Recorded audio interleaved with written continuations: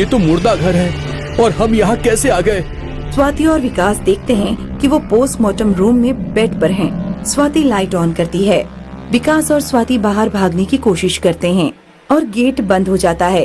पीछे मुड़कर देखा तो डॉक्टर भूत बन जाते हैं और एक साथ बहुत सारे भूत मुर्दा घर में आ जाते हैं।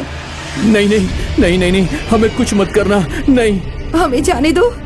भूत तेज तेज हंसते हैं और विकास और स्वाति की फुटबॉल बनाकर खेलते हैं। फिर भूत विकास और स्वाति की आंखें बाहर निकाल लेते हैं, जिससे दोनों की दर्दनाक मौत हो जाती है।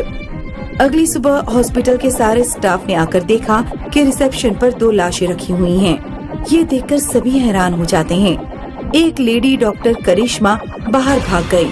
दूसरा एक डॉक्टर शिवम उसके पीछे गया। करिश्मा, तुम घबराओ मत, अब तो ये लाशें आम बात हैं। तुम अभी यहाँ नई नई आई हो, इसलिए तुमको कुछ पता नहीं है। लेकिन यहाँ ये सब क्यों होता है? ये बहुत पहले की कहानी है।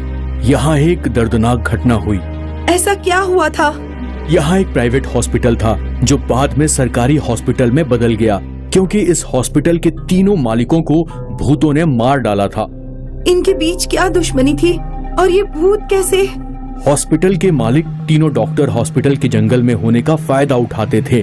वो खुद ही अपने आदमियों से रात में निकलने वालों का एक्सीडेंट करवा देते थे और उसके बाद खुद ही एम्बुलेंस से उनको हॉस्पिटल लाकर मुर्दा घर में उनकी किडनी दिल निकाल कर उन्हें मार देते थे। हे भगवान, इतने गंदे काम।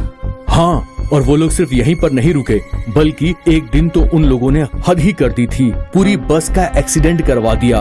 उन सब के साथ भी यही हुआ और हॉस्पिटल मुर्दा घर बन गया। कैसे हुआ ये? हर रोज की तरह वो डॉक्टर उस दिन भी शिकार की तलाश में थे। फिर रात को इस जंगल से एक टूरिस्ट बस गुजरी। सभी यात्री मेरी बात ध्यान से सुने। ये इलाका सुरक्षित नहीं है। हमें यहाँ से मजबूरी में ही बस निकालनी पड़ रही है, लेकिन आप सब लोग अब कुछ घंटे शांत रहिएगा, ठीक है? हमें डराओ मत, हमें कुछ नहीं होगा। गाओ रे गाओ, सभी तेज आवाज में गाना गाओ। सभी यात्री कंडक्टर की बात को अनसुना कर देते हैं। तभी साइड से एक ट्रक बस को ओवरटेक करते हुए एक्सीडेंट कराता है। बस और उसमें बैठे सभी यात्री बुरी तरह जख्मी हो जाते हैं और पीछे से एक एम्बुलेंस आती है। वो सभी को हॉस्पिटल पहुंचाती है। सभी भूत बन गए और उसके बाद सबसे पहले उन्होंने डॉक्टर्स को मारा और उसके बाद से अब तक रोज न रोज वो किसी को मार रहे हैं। इनका इंतजाम नहीं कराया गया? नहीं, इनका कुछ नहीं हो सका और बहुत सारे मासूम मौत के घाट उतार दिए गए। तब से अभी तक इस हॉस्पिटल में भूतों का राज है और मासूमों की जान जा रही है। ये बात है 1995 की।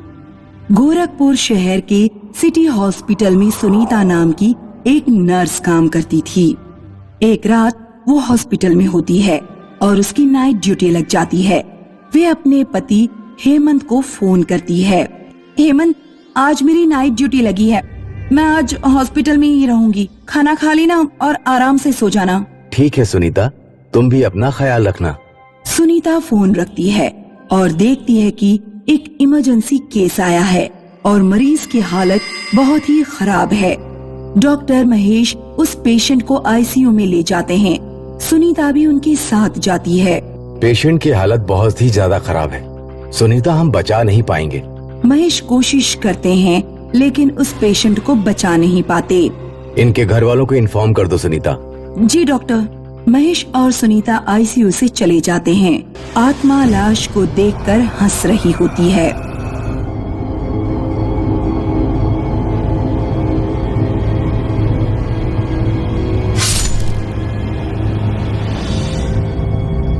मृत के पिता गुस्से में महेश के केबिन में आते हैं। आप लोग हॉस्पिटल के नाम पर ऐसा अपराध कर रहे हैं, शर्म नहीं आती? अरे अरे, ये आप लोग क्या कह रहे हैं? हमारे बेटे का कार एक्सीडेंट हुआ और आप लोगों ने कहा कि आप उसे बचा नहीं पाए, लेकिन सच तो ये है कि आप लोगों ने ही मेरे बेटे को मारा है, उसकी दोनों किडनी निकालने के लिए। ये आप क्या कह रहे हैं? महेश और सुनीता लाश के पास आते हैं और देखते हैं कि दोनों किडनी निकली हुई हैं। महेश बुरी तरह से डर जाता है। मैं इस हॉस्पिटल के खिलाफ सख्त कार्रवाई करूंगा। आत्मा उन्हें देखकर हंस रही है। अब इस हॉस्पिटल की शुरू होगी बर्बादी।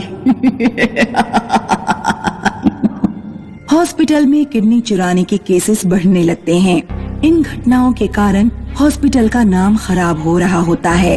अखबारों में खबरें छप रही होती हैं। एक रात महेश अपने कैबिन में बैठा है, तभी वहाँ सुनीता आती है। क्या हुआ डॉक्टर, आप बहुत ज्यादा परेशान लग रहे हैं। वो वापस आ गई है सुनीता, कामनी ही है, वो मैं जानता हूँ, उसी ने किया है ये सब। कामिनी कौन? तुमने 1 महीने पहले ही ज्वाइन किया है ना। तुमसे पहले मुझे कामनी असिस्ट करती थी। वो एक होशियार नर्स थी, लेकिन वो एक मोहित नाम के लड़के से प्यार करती थी, जिसका हॉस्पिटल में बहुत आना जाना था। मोहित ने प्लान बनाया कि क्यों ना वो किडनी की तस्करी करे। प्यार में कामनी सही गलत भी भूल गई और मोहित के कहने पर किडनी की तस्करी करने लगी। एक दिन उसका ये सच सामने आ गया। मोहित और उसकी सारी गैंग को गिरफ्तार कर लिया, लेकिन कामनी किसी तरह से भाग गई और सुनने में आया कि उसने आत्महत्या कर ली। महेश सुनीता को कामिनी के बारे में बता ही रहा होता है कि कामिनी उसके सामने आ जाती है।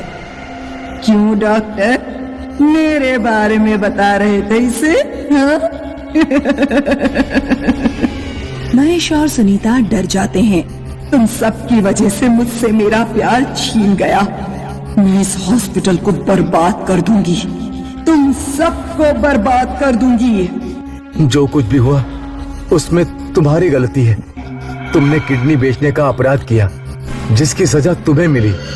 कामिनी को इस बात पर गुस्सा आ जाता है और वो महेश को जोर से चांटा मारती है और उसके सिर से खून बहने लगता है। देर रात हॉस्पिटल में एक मरीज आता है, जिसके पेट में बहुत दर्द हो रहा होता है। वो मरीज डॉक्टर महेश के कैबिन में आता है। इस हॉस्पिटल का इतना नाम खराब है, लेकिन क्या करूं, पेट दर्द हो रहा है और यही हॉस्पिटल घर के पास है। जल्दी से दवाई लेकर निकल जाता हूं यहाँ से। डॉक्टर, पेट में बहुत दर्द है, ठीक से चला भी नहीं जा रहा है। मरीज देखता है कि सुनीता डॉक्टर के सिर पे दवाई लगा रही है। अरे ये क्या हो रहा है डॉक्टर साहब को? वो गलती से पैर फिसल गया डॉक्टर का। आइए मैं आपका चेकअप कर देती हूँ। किडनी निकालने का वक्त आ गया है। आज एक जिंदा आदमी की किडनी निकालूंगी तो यह हॉस्पिटल हमेशा हमेशा के लिए बंद हो जाएगा। सुनीता मरीज का चेकअप कर रही होती है, तभी वो आत्मा वहाँ आ जाती है। तुम हट जाओ सुनीता, मैं भी एक नर्स हूँ, इसे मैं देखती हूँ। मरीज बुरी तरह से कांप जाता है। सुनीता मरीज के आगे खड़ी हो जाती है। नहीं, मैं इस हॉस्पिटल की और बदनामी नहीं होने दूंगी। तू रोकेगी मुझे? कामिनी सुनीता को पकड़कर धक्का दे देती है। आत्मा मरीज के पास आती है और अपनी नाखूनों को लंबा करती है। तभी वहाँ डॉक्टर आते हैं और उस आत्मा को त्रिशूल मारते हैं। वो आत्मा गायब हो जाती है। आप ठीक हो ना डॉक्टर? आज जो भी यहाँ हुआ उससे यही साबित हुआ है, इस हॉस्पिटल में जो भी कुछ हुआ वो उस आत्मा की वजह से हुआ है। मैं मीडिया को जाकर ये बात बताऊंगा।